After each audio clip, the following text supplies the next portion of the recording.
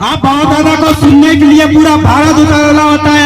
आज आप लोगों को समय मिला है कि बहुत दादा को सुनो। हमारे समाज के कार्यक्रम में हमारी बहनें, बेटियां, काका बाबा, भाई, आप सब यहाँ पर पधारे। उसमें हमारे पड़ोस के राज्यों की व्यवस्था के अनुसार मध्य प्रदेश के भाई भी हैं।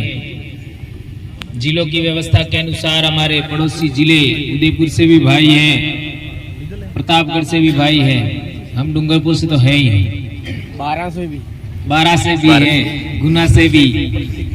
तो हमारा समाज का परिवार यहाँ पर बैठा है और हम हमारे समाज के बारे में जानकारी दे रहे हैं, एक दूसरे से सीख रहे हैं और एक दूसरे को सिखा रहे हैं।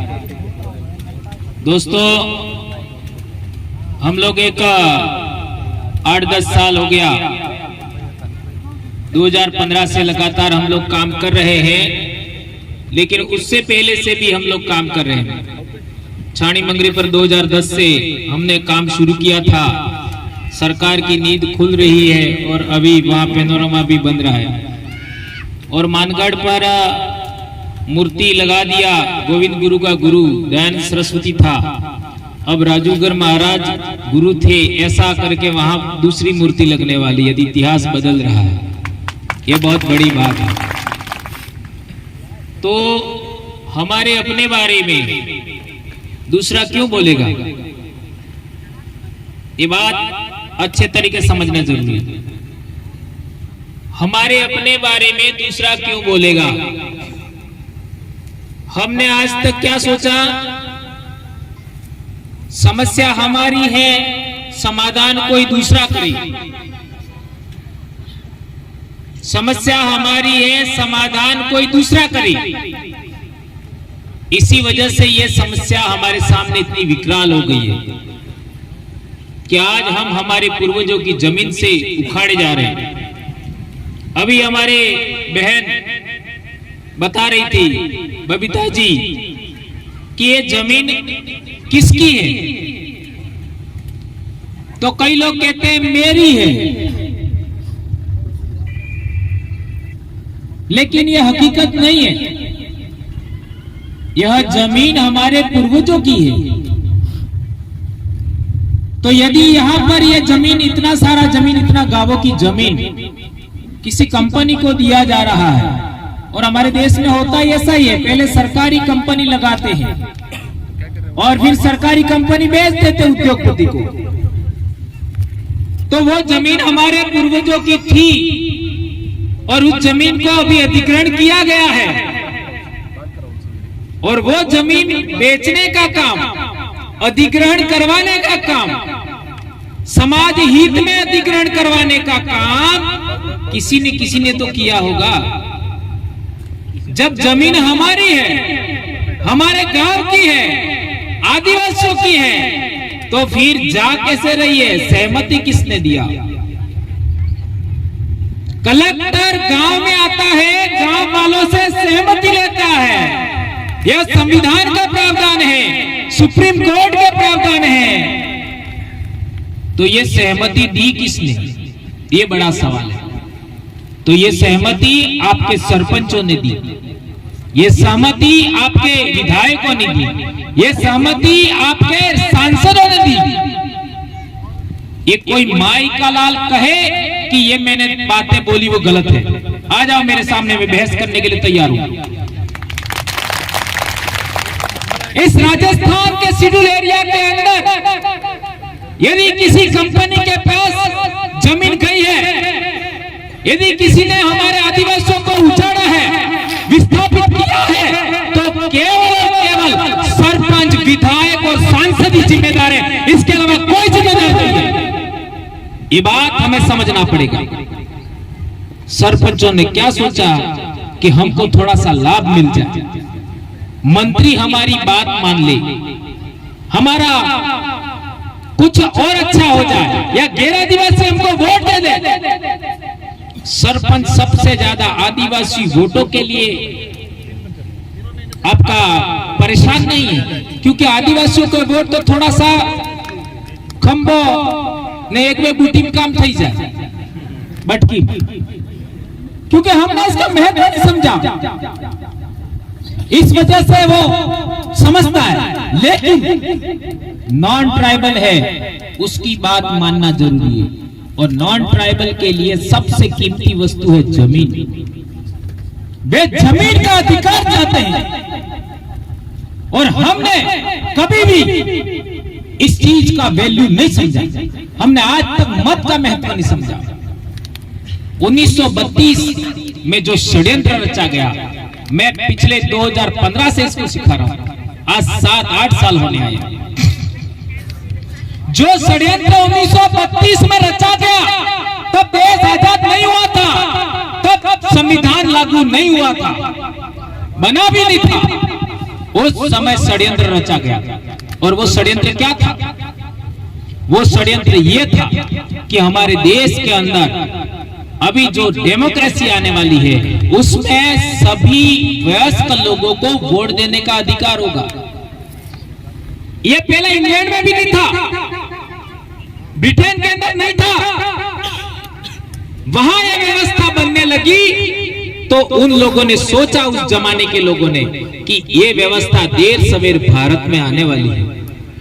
तो उन लोगों ने सोचा, क्या सोचा कि ये लोग जिनकी संख्या ज्यादा है, आदिवासी, एससी, ओबीसी, ये जो प्रजा है जिनको दबा के रखा गया इतने सालों से, वो लोग यहाँ इस देश के हुक्मरान बन जाएंगे, इस देश के शासक बन जाएंगे। और हम लोग सरपंच तो ठीक है, वार्ड मेंबर भी नहीं बन पाएंगे, प्रधानमंत्री, राष्ट्रपति तो दूर की बात है, मंत्री तो दूर की बात है। ये उन लोगों ने सोचा, और इसी को केंद्र मान करके उन्होंने 1932 में हमारी एक बहुत बड़ी डिमांड थी, उसको इग्नोर किया। हमारी डिमांड सेपरेट इलेक्टोरेट की थी। सेपरेट इलेक्टोरेट का मतलब, हमारा नेता कौन होगा उसका चयन हम करेंगे और हम ही वोट देंगे। हमारा नेता कौन होगा उसका सिलेक्शन भी हम करेंगे, इलेक्शन भी हम करेंगे। ये हमको अधिकार मिलने वाला था। उसके विरोध में पेलो नोट माते सपायलो है, ई धरना माते बेगी। कौन? गांधी। और इसकी वजह से जॉइंट इलेक्टोरेट आया। जॉइंट इलेक्टोरेट का मतलब क्या है? नेता जरूर तुम्हारा होगा, लेकिन वोट हम भी देंगे। लेकिन ये बात भी और कम प्रभावशाली कर दी गई। देश आजाद होने के बाद हाई कमांड ने नेता भी कौन होगा उसका सिलेक्शन करने का पावर भी हाई कमांड ने अपने पास रखा। इस वजह से हमारा योग्यतम आदमी वहां नहीं जाता है, अयोग्यतम आदमी वहां जाता है। यह है हमारी सबसे बड़ी समस्या।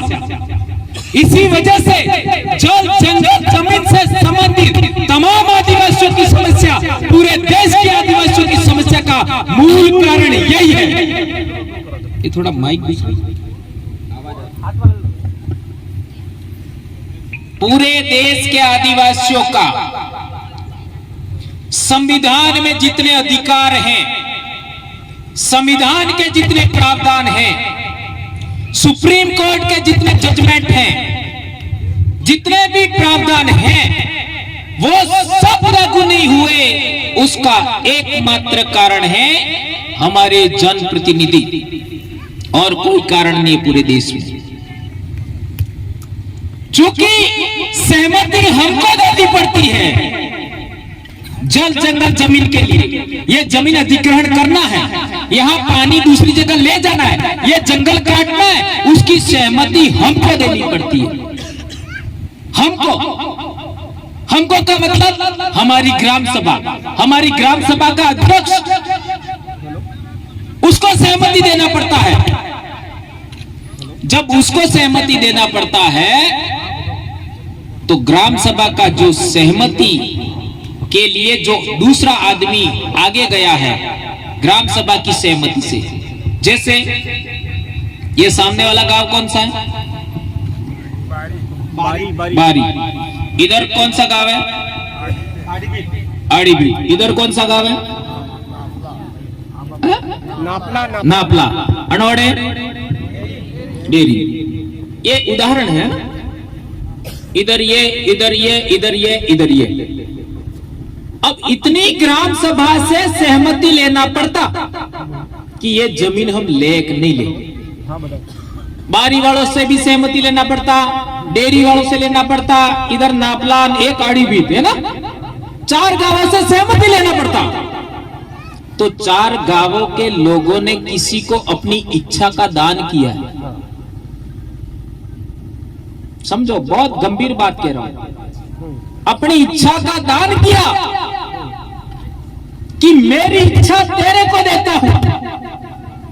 किसको दान किया आपने? वोट का मतलब क्या होता है? वोट तो अंग्रेजी शब्द है। मतदान। मत का मतलब क्या होता है? इच्छा दान। मतदान, इच्छा दान। और हमारे समाज में देखा भी होगा हमने, पति जहां वोट देता वहां पत्नी भी नहीं देती। कई बार ऐसा होता है। इसलिए उन लोगों ने महिलाओं के समूह बना रहे हैं। महिला समूह बना करके दूसरे जिले में भेजते हैं 2-2, 3-3 महीने तक। आप लोगों को मालूम होगा, हर तरह से हमको खत्म करने का योजना चल रहा है। मतदान का मतलब इच्छा दान। तो आपकी ग्राम सभा से सहमति लेना पड़ता कि यह जमीन हम ले या नहीं ले, यह सहमति लेना पड़ता।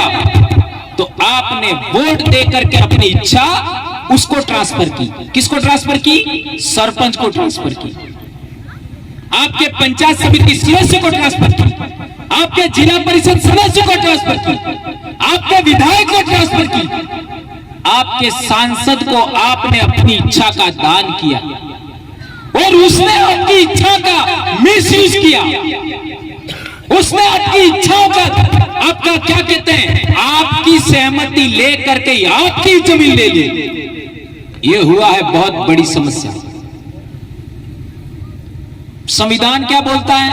आपकी सहमति है, आपकी इच्छा है तो हम लेंगे, क्योंकि आप दे रहे हो। सुप्रीम कोर्ट क्या बोलती है? आपकी सहमति है, आपकी इच्छा है तो हम लेंगे। हमने जिनको अपनी इच्छा का दान किया वो लोग हमारे द्वारा नियंत्रित नहीं थे, हमारे समाज के द्वारा नियंत्रित नहीं थे, वो हमारे समाज के द्वारा सिलेक्टेड नहीं थे, वो 13 निवासियों के द्वारा सिलेक्टेड थे, वो जयपुर में सिलेक्टेड थे, वो दिल्ली में सिलेक्टेड थे, वो तुम्हारे समाज में सिलेक्टेड नहीं किए। जो लोग तुम्हारे समाज में सिलेक्टेड नहीं किए वो दूसरे समाज में सिलेक्टेड किए थे। तुमने तो मात्र मत दिया था। तो जो दूसरे समाज ने सिलेक्टेड किए थे उन लोगों ने आंखों पर पट्टी बांध करके सहमति दे दिया, हाँ ले लो, हाँ ले लो, हाँ ये कर दो, हाँ वो कर दो। आप लोगों ने आज एक बहुत बड़ा हैशटैग चल रहा है आरक्षण को लेकर के, उसमें देखा होगा कई नेताओं ने साइन किए समानता मंच के नाम पर। किए कि नहीं किए? वो किसके पैरों पर जूते मारे, किसके पैरों पर कुल्हाड़ी मारी? तुम्हारे बच्चों के पैरों पर कुल्हाड़ी मारी। ये कोई यहाँ के नहीं, पूरे उदयपुर संभाग के आदिवासी बच्चों के पैरों पर कुल्हाड़ी मारी। इसके बावजूद भी आप उन लोगों को आगे कर रहे हो, इसके बावजूद भी उनको आगे कर रहे हो। तो इधर का जो मंजिल है वो अभी भी थोड़ा साफ करने की जरूरत है, समझने की जरूरत है। ये बात बहुत गंभीर है। आरक्षण को समझोगे, ग्राम सभा के पावर को समझोगे, सुप्रीम कोर्ट को जजमेंटों को समझोगे, संविधान को समझोगे तो ही हमारा भविष्य बचेगा, हमारा जल जंगल जमीन बचेगा, अन्यथा नहीं बचेगा।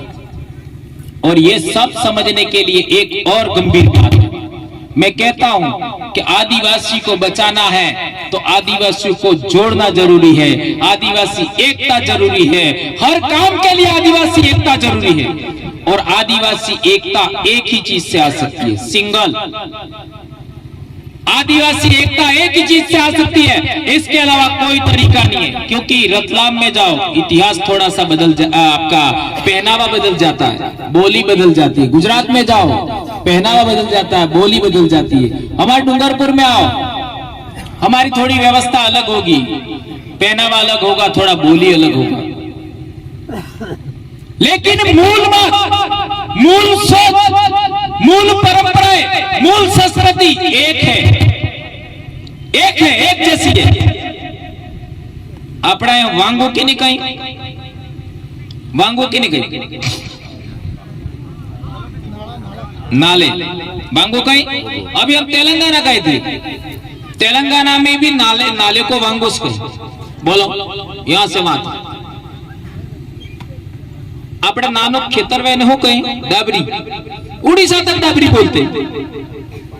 सोच लो, इनको कभी हम लोगों ने समझने का कोशिश नहीं की।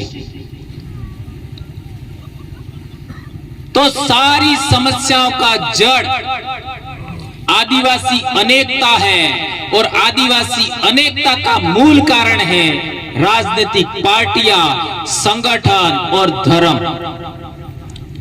आदिवासी एकता कायम करती हैं, एक ही चीज है, एक ही संस्कृति के आधार पर भी हम सभी लोगों को नहीं जोड़ पाएंगे, राजनीतिक पार्टी के आधार पर भी हम सभी लोगों को नहीं जोड़ पाएंगे, धर्म के आधार पर भी हम सभी लोगों को नहीं जोड़ पाएंगे। एक ही तरीका है, और वो तरीका है आदिवासी इतिहास। इस देश में जो शासक वर्ग है वो सबसे ज्यादा किसी चीज से डरता है तो वो आदिवासी इतिहास से डरता है। इसलिए हम लोगों को आदिवासी कहना तक नहीं चाहते, वो वनवासी कहते हैं। तो आपको वनवासी कहने वालों को सबसे पहले हराना होगा, अपने गांव से बाहर करना होगा, उनको निष्प्रभावी करना होगा, उनको समर्थन देना बंद करना होगा। जो लोग आपको वनवासी कहते हैं, सबसे पहले आपको मानना पड़ेगा कि हमें आदिवासी बोलिए।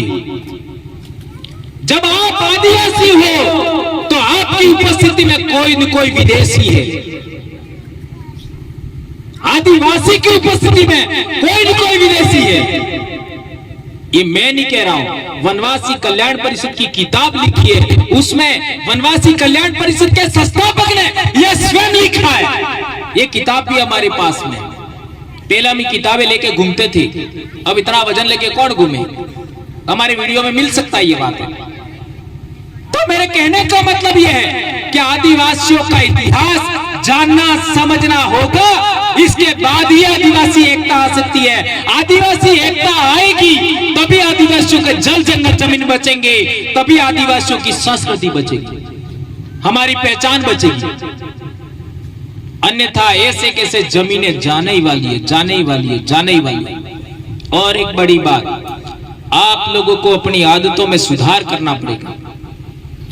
हम किसी का थोड़ा सा खा गए, किसी ने हमारा हैंडपंप बता दिया, किसी ने हमारा बीपीएल मकान बना दिया, किसी ने हमारा पुलिया बना दिया, तो हम लोग 7 पीढ़ी तक उसके गुलाम हो जाते हैं। हेलो,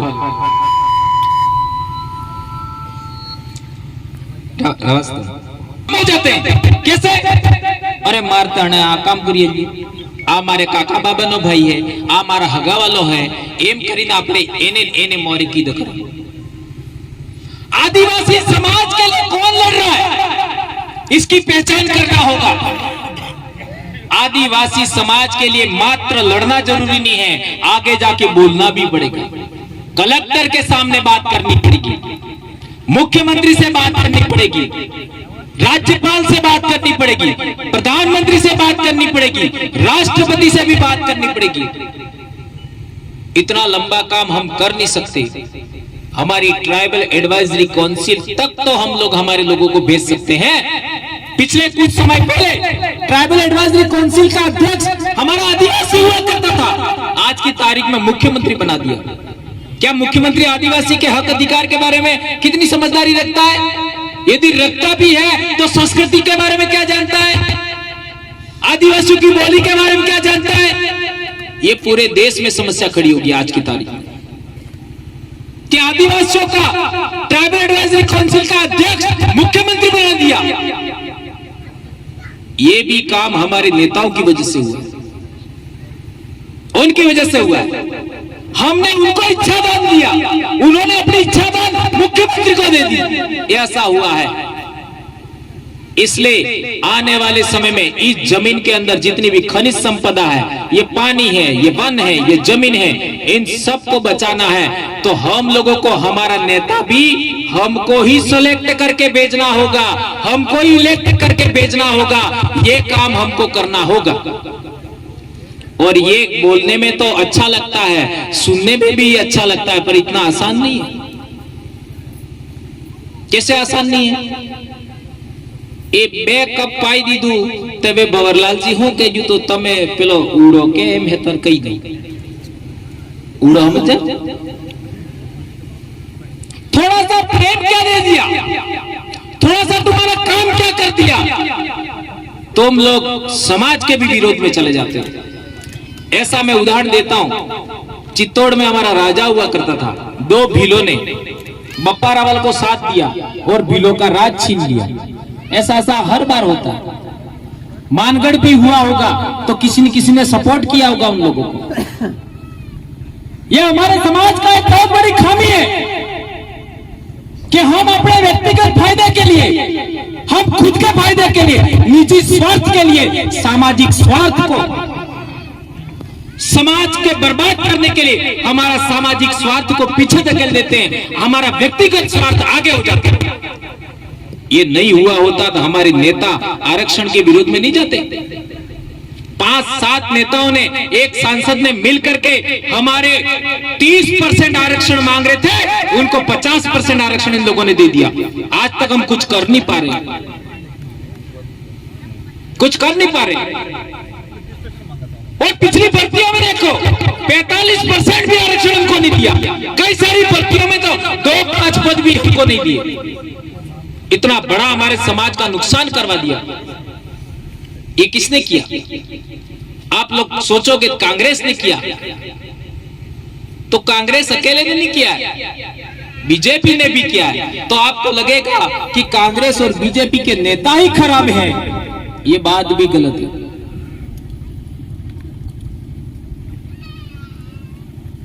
ये बात भी गलत है, ध्यान रखो। कांग्रेस बीजेपी के नेता ही गलत है। यदि आप ऐसा सोचते हो, यह भी गलत है। कांग्रेस और बीजेपी के जो नेता है, उनकी कमान किसी और के हाथ में, यह है सच्ची बात। किसी और के हाथ में कमान, तो नेताओं की कमान आपके हाथ में होनी चाहिए, इसके अलावा कोई दूसरा विकल्प नहीं है। राजनीतिक क्षेत्र में सरपंच की कमान गांव वाले के हाथ में होनी चाहिए। विधानसभा के लोगों के हाथ में विधायक की कमान होनी चाहिए। संसदीय क्षेत्र के लोगों के हाथ में सांसद की कमान होनी चाहिए।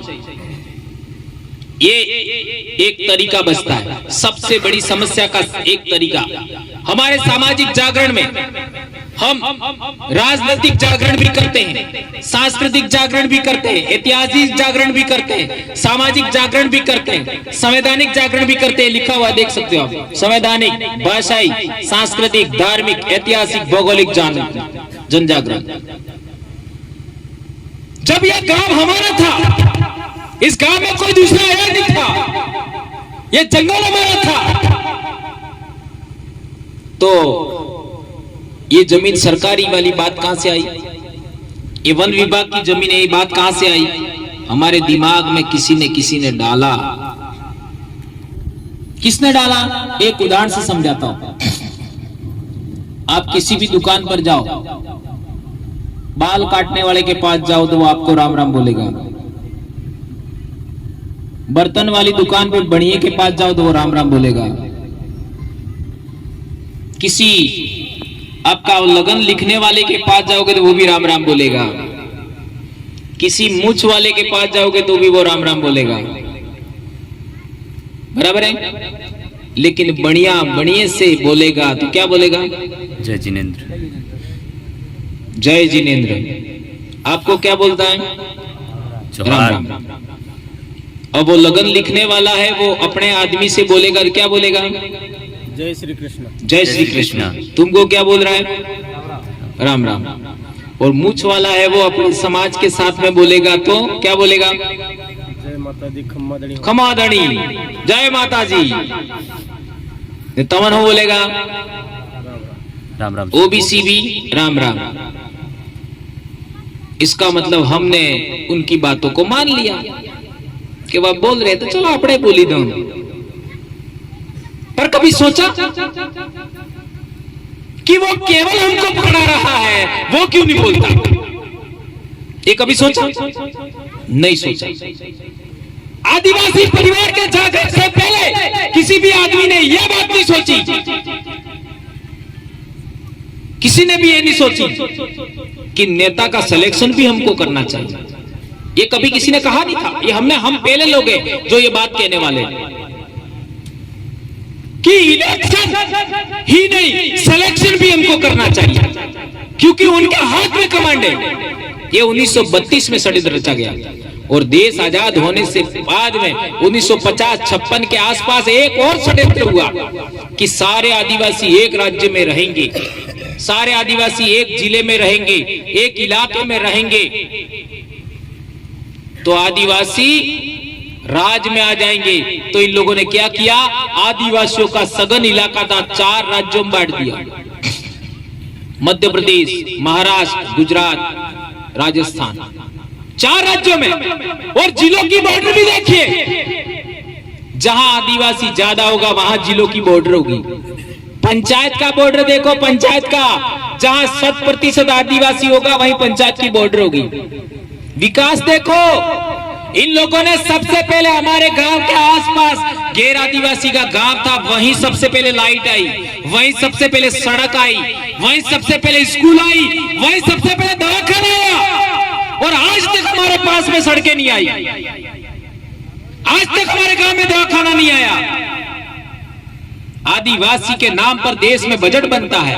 कब से बजट बन रहा है? वो बजट आज तक आदिवासियों पर खर्च हुआ होता तो आदिवासी आज भी हैंडपंप के लिए डिमांड नहीं करता, आज भी सीसी सड़क के लिए डिमांड नहीं करता, आज भी अपने इंदिरा आवास के लिए डिमांड नहीं करता, आज भी हमारे घर कच्चे नहीं होते, हमारे खेतों में पानी नहीं होता, ऐसा नहीं होता, हमारे खेतों में फसल ला रही होती। इतना ट्राइबल का बजट अब की बार 1000 करोड़ रुपया दिया सरकार ने, बांटो 4-5 जिलों में, कितना आता है? इतना खर्च होगा क्या? और मध्य प्रदेश के रिकॉर्ड देखे होंगे, राजस्थान के रिकॉर्ड देखे होंगे, वो लोग गैर आदिवासियों के लिए खर्च कर देते हैं ट्राइबल बजट, और कई सारे बजट तो खर्च करते ही नहीं है। इसके बावजूद भी हम लोग इनके पैरों में पड़ रहे हैं। हम बूटी और खंबे में लूट रहे, बर्बाद हो रहे, और खंबा भी मिलता तो ठीक, पवा।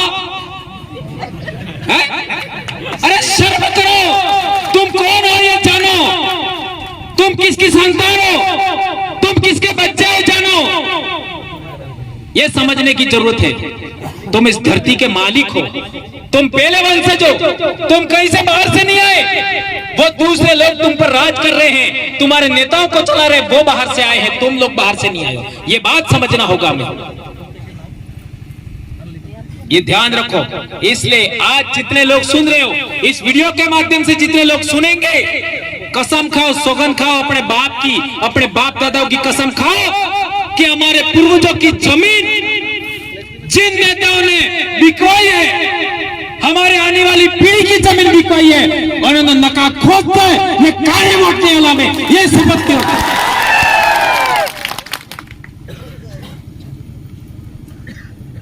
और एक बड़ी बात, जिन लोगों ने आरक्षण बेचा है उन लोगों के साथ में भी ऐसा होना चाहिए, ये मैं कहना चाहता हूं।